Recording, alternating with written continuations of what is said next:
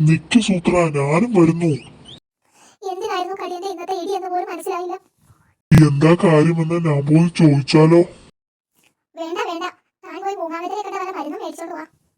നമസ്കാരം നമസ്കാരം. ഫവാൻ എന്താണ് വെയിലത്ത് അസ്വസ്ഥനായിരിക്കുന്നത്? ഫവാൻ ഇങ്ങനെ സംസാരിക്കരുത്. ആരോട് സംസാരിക്കുമ്പോഴും ഒരു ബഹുമാനം വേണ്ടേ? മറ്റുള്ളവരെ ബഹുമാനിക്കൂ, സമാധാനം തനിയെ കിട്ടും. താൻ എന്നല്ല, ഫവാൻ എന്ന് പറയൂ. അതാണ് മാന്യത. മാന്യതയോടെ സംസാരിച്ചാലേ സമാധാനം കിട്ടൂ. സൂത്ര, മരുന്ന് കിട്ടി. ഇടി കിട്ടിയ ഉടനെ കഴിക്കാനാ പറഞ്ഞത്. ഫവാന്റെ സുഹൃത്താണോ ഈ കടുവ ജ്യേഷ്ഠൻ? ഇടി കിട്ടിയിട്ട് മരുന്ന് കഴിക്കുന്നതിനേക്കാൾ നല്ലത് ഇടി കിട്ടാതെ നോക്കുന്നതല്ലേ? സൂത്രം കുറുക്കനെ സഹായിക്കാൻ ഈ ഫവാന് പറ്റും. പറ്റുമോ?